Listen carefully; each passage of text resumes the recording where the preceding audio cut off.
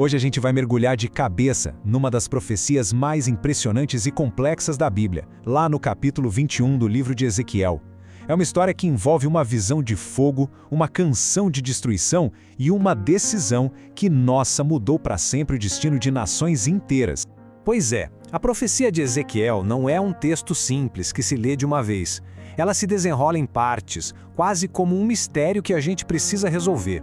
Começa com um enigma que deixou todo mundo confuso, depois se transforma numa canção bem assustadora e termina como um mapa que leva a um julgamento do qual não dá para escapar. Para começar, vamos pensar numa coisa. O que faria alguém se contorcer de dor em público, completamente dominado pela angústia? Pensa só, na cena, um profeta Ezequiel gemendo na frente de todo mundo, de coração partido, sabe, com uma angústia visível. Com certeza não é um comportamento comum, mas para ele aquilo ali não era um surto, era uma mensagem. E pra gente entender essa mensagem, a gente precisa primeiro decifrar esses gestos. Vamos lá então? Os gestos do profeta. E é importante entender que as ações de Ezequiel não eram, de forma alguma, aleatórias. Eram verdadeiras performances proféticas. E cada uma delas carregava um significado bem aterrorizante para quem estava assistindo. Então Deus ordenou que ele fizesse 3 coisas bem específicas. Primeiro, gemer. Gemer como se toda a força dele tivesse ido embora. Depois, bater na própria coxa. Isso pode soar estranho para a gente, mas naquela cultura era um sinal de lamento extremo, de desespero mesmo.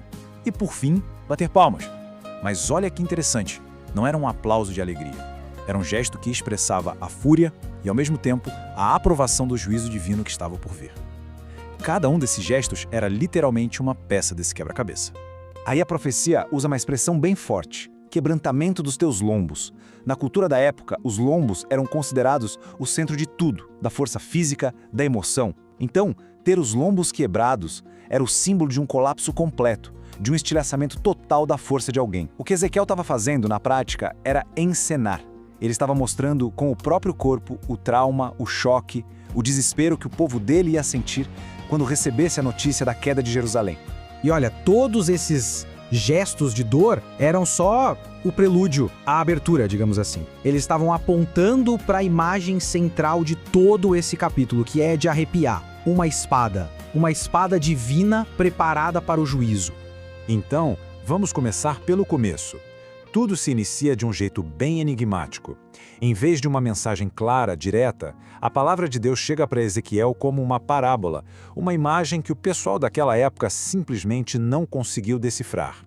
A visão é a seguinte: um fogo que não dá para controlar, consumindo uma floresta inteira no sul. A chama é tão, mas tão intensa que queima tudo, a árvore que está verde e a que já está seca.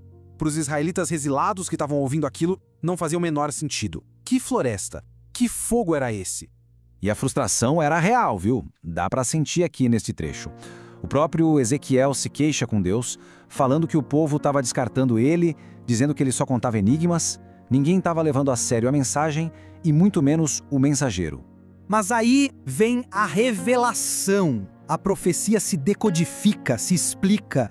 Aquele incêndio na floresta era, na verdade, a espada do julgamento de Deus vindo sobre Jerusalém. E as árvores, tanto as verdes quanto as secas, elas simbolizavam o justo e o ímpio. E a mensagem aqui é chocante. No meio do caos da guerra, todo mundo ia ser atingido. O julgamento não ia fazer distinção.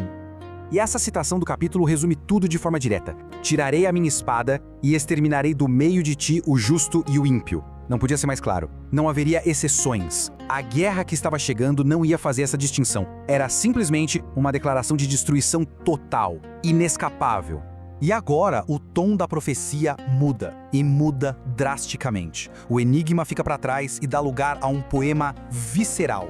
Uma canção que personifica a própria arma do julgamento, dando a ela uma vida assustadora.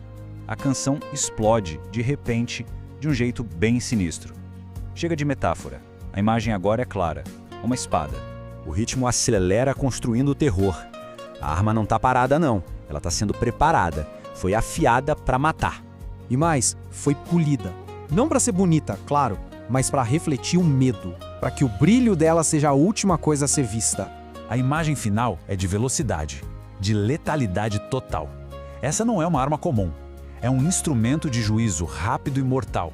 pronto para carnificina. Tá, mas a pergunta crucial é: contra quem é essa espada? A resposta da profecia é devastadora. Ela é contra o próprio povo de Deus e seus líderes. E olha que detalhe, não é Deus que vai empunhar ela diretamente. Ela vai ser entregue na mão de um matador escolhido. E isso leva a gente para o clímax da profecia. Aquele matador, que até então era simbólico, agora vai ganhar um nome, e a gente encontra ele bem no meio de uma decisão que vai definir o curso da história. O agente da ira de Deus não é uma força mística, é uma figura histórica bem real e muito, muito poderosa. Nabucodonosor, o rei da Babilônia. De repente, a ameaça da profecia se torna uma realidade geopolítica, iminente e terrível para o povo de Judá. Ezequiel pinta uma cena de tensão dramática. O exército da Babilônia chega numa encruzilhada.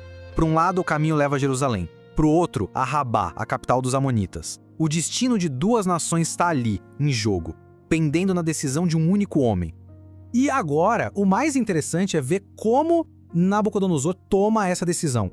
Ele não usa só estratégia militar, ele recorre a rituais de adivinhação. Ele sacode umas flechas marcadas, consulta seus ídolos e examina o fígado de um animal sacrificado, tudo isso buscando um sinal dos seus deuses.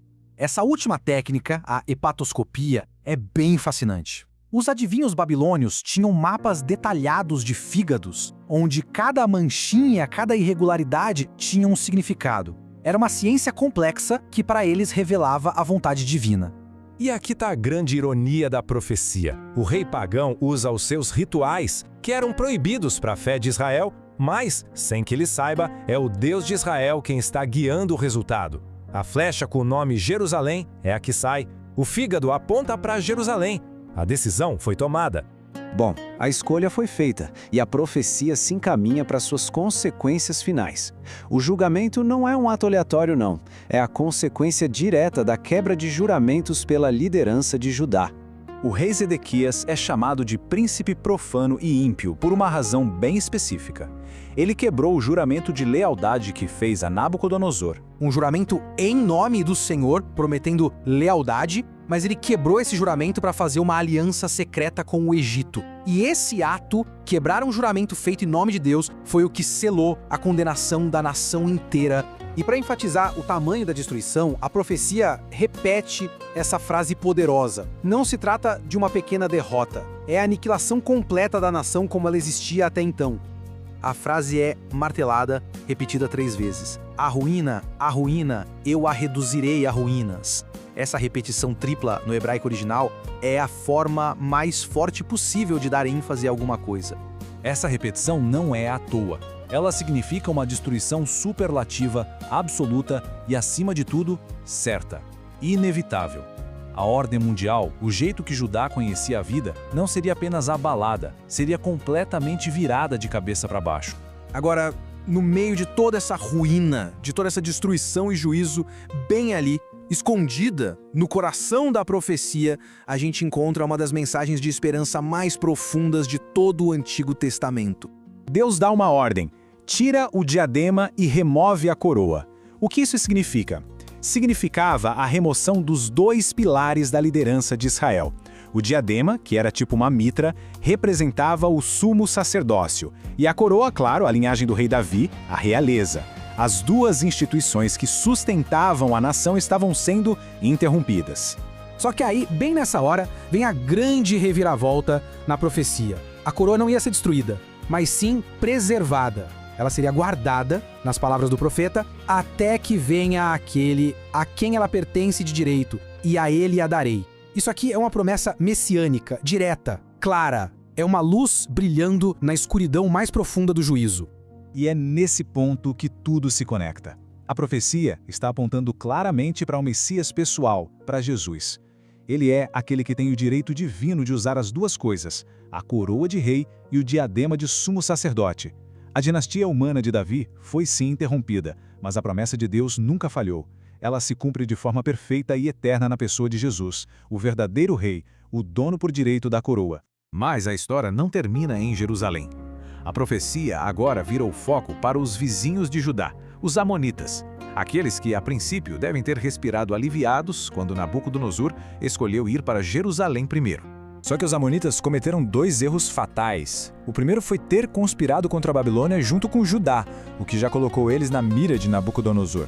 Mas o pecado decisivo, a gota d'água, foi a atitude deles. Quando Jerusalém finalmente caiu, eles não só assistiram, eles zombaram, eles insultaram, eles celebraram com a desgraça do povo de Deus. E foi por causa disso, por essa zombaria, que o juízo deles também foi decretado.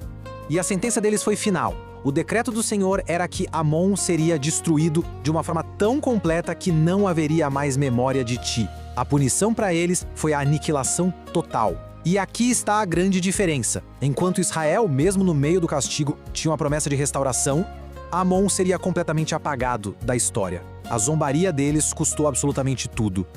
E assim, Ezequiel 21 nos deixa com um pensamento muito poderoso. No meio da ruína mais completa, da escuridão total, a promessa do verdadeiro rei não só sobreviveu, como brilhou mais forte. E isso nos leva à pergunta final, para a gente ficar pensando, se o juízo mais severo pode, ao mesmo tempo, carregar a semente da maior esperança, como é que isso não redefine tudo o que a gente pensa sobre o futuro?